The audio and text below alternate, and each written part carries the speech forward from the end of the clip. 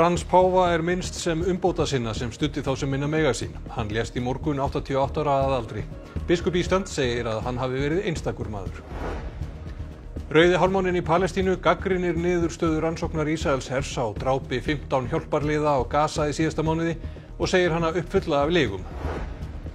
Skólameistari rafmenntar ætlar að funda með nemendum og kennurum kvikmyndaskólans á morgun hvernig hægt verði að ljúka yfirstandandi önn. Rafmennt keypti þrotabú skólans. Formaður hreindýraráðs segir stofninn ekki hættu þó dýrin hafi líkast til verið oftalin og ofveidd. Skilgreina þurfi hve stór stofninn eigi að vera en tilgangur veiða að halda honum í skefjum. Unnið við að bæta hafnaraðstöðuna á Skagaströnd og hafa framkvæmdir staðið yfir frá því í haust. Viðlegupláss eykst og sérstök áhersla lögð á orkuskipti.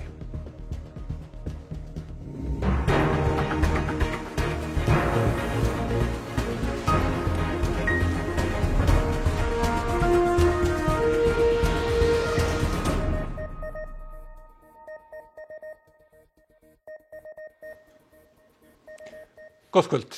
Frans páfa var minnst í dag sem umbótasinnuðum og hjartahlýjum og að hafa viljað bæta hag þeirra sem minna mega sín. Páfi lést í morgun 88 ára að aldri. Tæpum sólarhring eftir að páfi hafði birst í páskamessu og hitt varaforseta Bandaríkjanna lést hann eftir heilablóðfall í íbúð sinni í Vatíkaninu. Bjöllum var hringt í Péturskirkjunni og andlátið tilkynnt með viðeigandi hætti af kardínálum. Ci ha insegnato a vivere I valori del Vangelo con fedeltà, coraggio e amore universali. Argentínumaðurinn Jorge Bergoglio varð árið 2013 sá fyrsti frá Suður-Ameríku til að verða páfi. Hann tók sér nafnið Frans. Hann var þekktastur fyrir að berjast gegn fátækt og kúgun og taka á spillingu innan kaþólsku kirkjunnar, meðal annars með því að bannfæra mafíuforingja. Cristiani corrotti, preti corrotti. Quanto male fanno alla Chiesa. Hann setti saman ráð kardínála til að ráðast í umbætur sem hann vissi að myndu ganga hægt. Fare le riforme a Roma è come pulire la Sfinge di Egitto con uno spazzolino da denti. Hann talaði fyrir réttindum hinsegin fólks, málefnum flóttafólks og friði í heiminum, allt fram á síðasta dag þegar hann ræddi ástandið á Gaza með aðstoð kardínála. Faccio appello ai belligeranti. Cessate il fuoco. Nessuna pace è possibile senza un vero disarmo. Hallgrímur, þessi fregn hún hefur vantilega vakið mikil viðbrögð? Jú, eins og nærri má geta áður en ég kem að því ætla ég reyndar að bæta við að nú rétt fyrir fréttir þá var verið að staðfesta að það var líka hjartabilun sem dró páfa til dauða auk heila blóðfalls. En það má hann að segja að það sé valla sá þjóðarleiðtogi í heiminum sem ekki hafi minnst Frans páfa með einhverjum hætti í dag og það á meðal annars við bæði forseta Íslands og utanríkisráðherra. Það er víða flaggað í hálfa stöng í opinberum byggingum í heiminum, bara til dæmis í Hvíta húsinu í Washington, húsi Evrópusambandsins og Buckingham-höll. Þannig að viðbrögðin eru mjög mikil, já. En hvað með kaþólska samfélagið? Viðbrögðin eru þetta líka gríðarleg þar. Það hefur fjöldi fólk safnast saman í dag við Péturskirkjuna og páskahátíðin náttúrulega stendur enn, þannig að fólk enn að sækja kirkjur víða heim. Það má heyra á fólki sem tjáði sig andlát Frans páfa, það slegið. Hvort sem fólk var í Vatíkanið eða annar staðar, það ljóst að áhrif páfans á kaþólska samfélagi hafa verið mjög mikil. Og það má líka heyra á ummælum fólks að arftaka Frans bíður mjög erfitt verkefni að fylla hans skarð. It was refreshing to see a man of his authority showing such care for the environment and for the poor. The very fact that he abandoned luxuries given to popes for like a more simpler lifestyle, it said a lot about who he was as a person. Tylko płakać bardzo przeżyłam. Ja już chyba w nocy wyczułam, bo spać nie mogłam. No żal, bardzo wielki żal. Posso solo dire che un altro come lui non lascerà più. È l'unica cosa che posso dire. Non mi vengono neanche le parole. Sembra che abbia un po' aperto la Chiesa un po' anche a tutti, ecco. Mi sembra che si sia avvicinato molto di più anche ai giovani e po' in generale a tutte le popolazioni. E la mia sensazione è un po' di crisi, perché era un papa alla mano, capisce? Adesso chi ci metteranno? Il suo sostituto. Og hvað gerir svo næst? Ja, kardinálinn Kevin Farrell sem við sáum þarna áðan verið að tilkynna andlát hans, írskur kardinál, hann núna sá æðsti í Páfagarði. En það verður ekki hugað að kjör og endanlegum arftaka Frans fyrr en að það búið að jarðsetja hans. Kista hans verður flutt í Páfagarð á miðvikudagsmorgun líklega og þá getur fólk komið þangað og vottað honum virðingu sína. Jarðarförin hans verður hins vegar mun lágstemmdari en forvera hans og hann verður til dæmis ekki borinn til grafar í Vatíkaninu eins og aðrir páfar í það minnsta í 100 ár hefur verið ástætt fyrir þeim þannig. En það verður ekki byrjað að huga að kjöri nýs páfa fyrir í fyrsta lagi eftir hálfan mánuð og þá tekur við hefðbundið og líklega langt og strangt ferli sem við fjöllum þegar næst dregur. Einmitt það. Þakka fyrir þetta Hallgrímur. En við höldum áfram að fjalla andlát páfa því kaþólski biskupinn á Íslandi minnist páfa helst fyrir starf hans í þágu fátækra. Biskup Íslands segir páfa skipta miklu máli fyrir alla kristna menn og íslenskir kaþólikkar segja hann hafa verið góðan mann.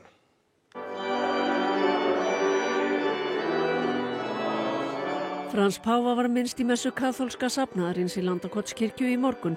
Stórmynda páfa var við altarið og messugestir vottuðu honum virðingu sína. Hann var mjög einfaldur maður og hann elskaði að vera fátækur og elskaði allra sem eru fátækir og veikir. Tans biskup hitti Frans páfa að minnstakosti árlega og síðastu fundu þeirra var í febrúar, skömmu áður en páfi veiktist. Og við vorum síðasta stór hópur sem páfi tók á móti.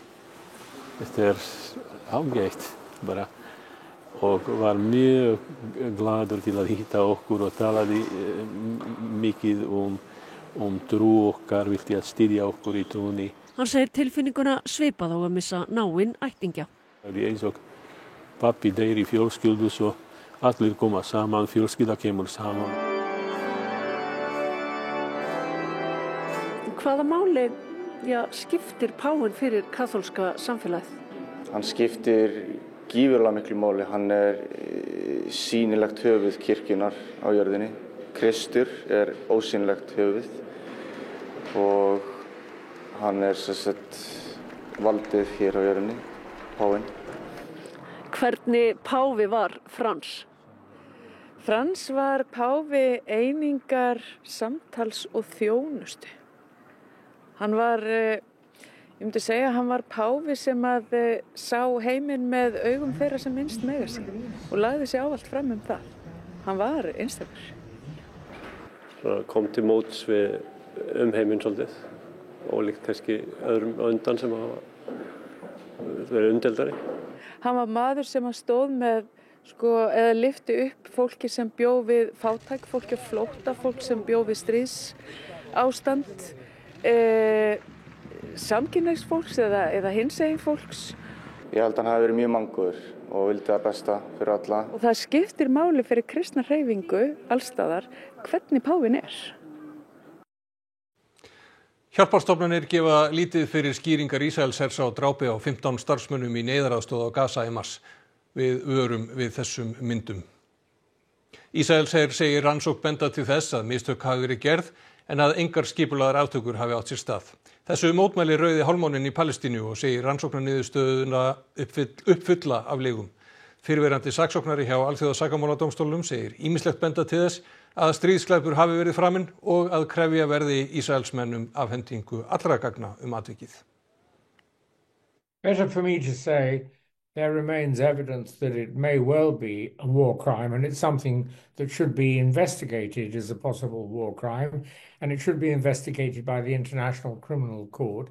This is bad enough to require Israel to do what it should and make all its evidence available to independent, objective assessment. Meira en 1000 erlendir háskólanemar í Bandaríkjunum hafa mist vegabréfsáritun eða verið vísað úr landi á síðustu vikum. Andrúmsloftið í háskólum landsins spennuþrungið og sums staðar hafa skólar gripið til þess ráðs að vara nemendur við yfirvöldum. Enginn íslenskur nemandi hefur þó leitað til borgarþjónustunnar vegna vandræða. Háskólanemar í Bandaríkjunum eru margir hverjir varir sig í ljósi breyttrar stefnu ríkisstjórnarlandsins í innflytjendamálum. Að minnstakosti 1000 erlendir háskólanemar hafa mist vegabréfsáritun á árinu og stundum á óljósum forsendum, sumir fyrir að taka þátt í mótmælum. Sums staðar hafa skólar brugðist við og vara nú nemendur sína gagngert við yfirvöldum. Fréttastofa ræddi við íslenskan háskólanema í Listaháskóla í New York. Hann sá hafi fengið sérstakar leiðbeiningar útprentaðar frá skólanum, þar sem honum var ráðið frá því að ræða við yfirvöld. Nemandinn sem fréttastofa ræddi við vildi ekki koma fram undir nafni af ótta við að það geti bitnað á honum.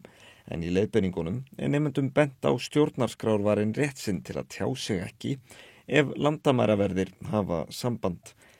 Svanhildur Hólm Valsdóttir, sendiherra Íslands í Bandaríkjunum, segir að borgaraþjónustunni hafi þó ekki borist neitt erindi frá námsmönnum í Bandaríkjunum vegna vandræða með landvistarleyfi.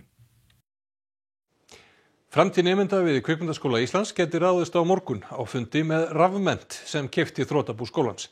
Einnig stendur til að funda með kennurum. Kvikmyndaskólinn fór í gjaldþrot fyrir mánuði og síðan þá hafa nemendur og starfsmenn einnig verið í óvissu framhaldið. Rafmennt, fræðslusetur rafiðnaðarins, keypti þrotabúið og vill halda kennslu áfram.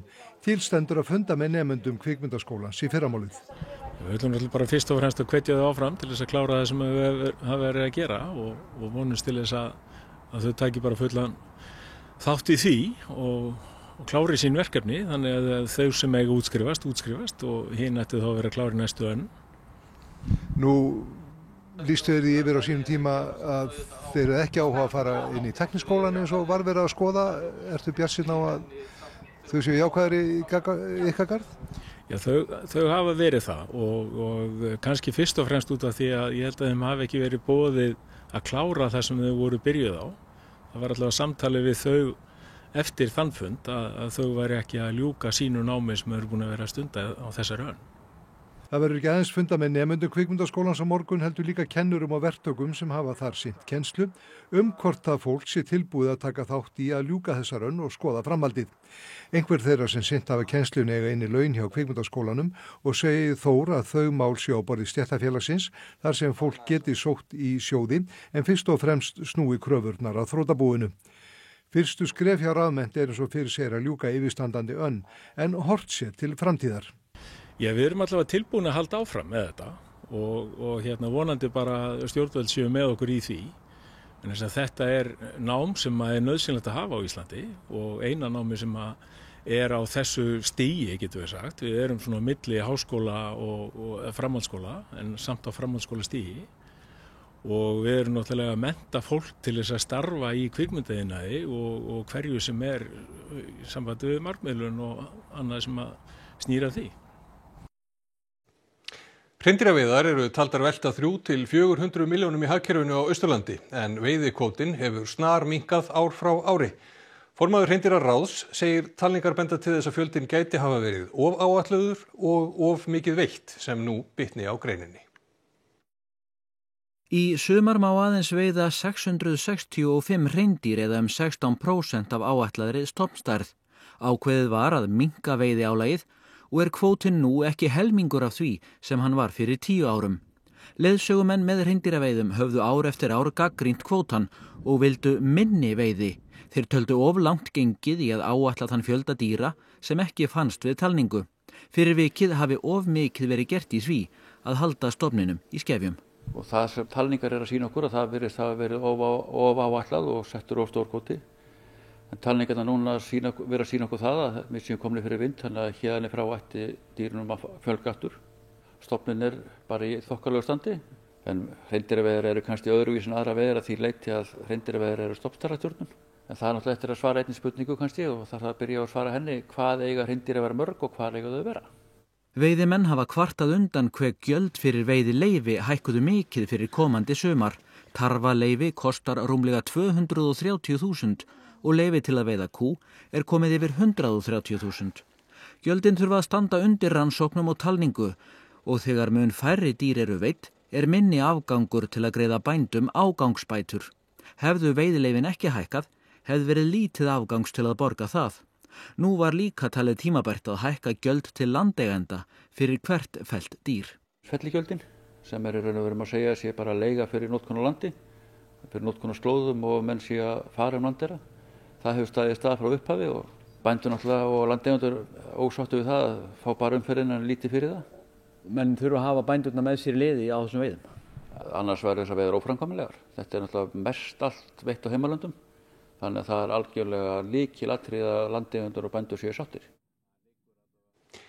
Miklar hafnarframkvæmdir hafa staðið yfir á Skagaströnd undanfarna mánuði. Viðlegupláss eykst til muna í höfninni og möguleikar fyrir orkuskipti sömuleiðis. Sveitarstjórinn segir hafa gengið vel að fá opinbert fjármagn til þessara framkvæmda. Framkvæmdir í höfninni á Skagaströnd hófust í september með niðurrifi á Ásgarði, gamalli bryggju sem komin var til ára sinna. Niðurrifinu fylgdi svo mikil endurbygging, rekið var niður stálþil og í kjölfarið fyllt undir steypu á nýrri þekju á brygginni. Borgarverk var hér að störfum og luku í síðasta mánuði við rekinu stálþil og við hérna erum að slá upp hér fyrir kantbita og bryggjan er hækkuð. Og í framhaldi af því munum við svo steypa þekju hér inni og undir ljósamöstur og fleira. Þetta verður mikill munur. Þetta stóð bara hérna, hér var ekki einu svona hægt að keyra inn á gamla hlutan, hann var orðinn svo lélegur. Og verklausnir eiga að skila bryggjunu tilbúin í ágúst með nýrri þekju, ljósum og lögnum. Þetta skapar bara hellingsnýtt viðlegurými fyrir okkur, þannig að við höfum meiri tækifæri til þess að taka á móti skipum, bætta þjónustu. Getum tekið á móti skipum sem fari gegnum orkuskipti og svo framvegis, þannig að þetta er svona verið að hugsa til framtíðar.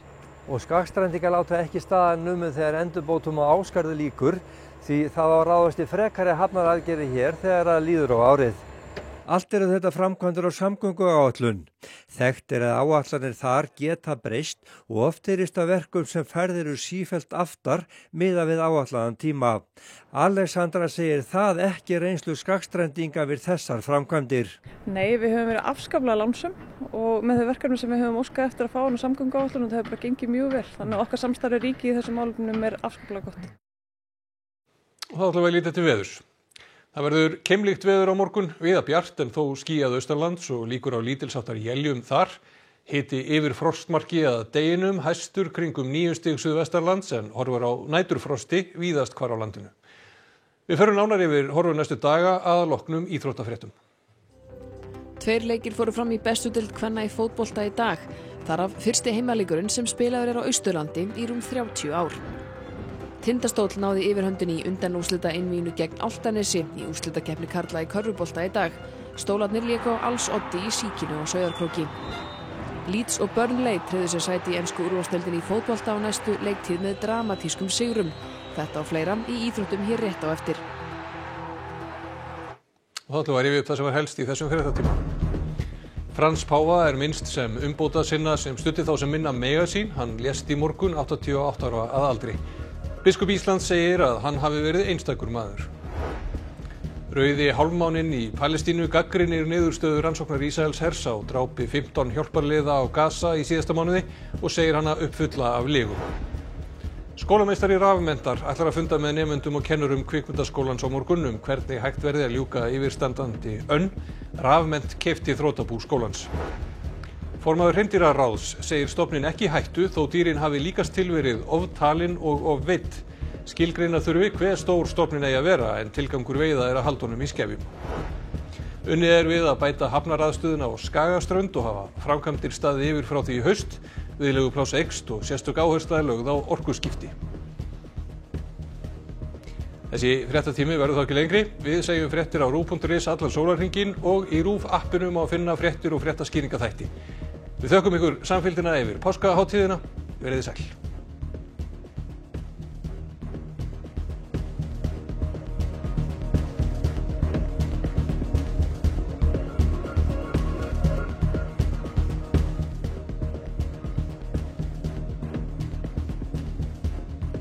Á RÚV í kvöld.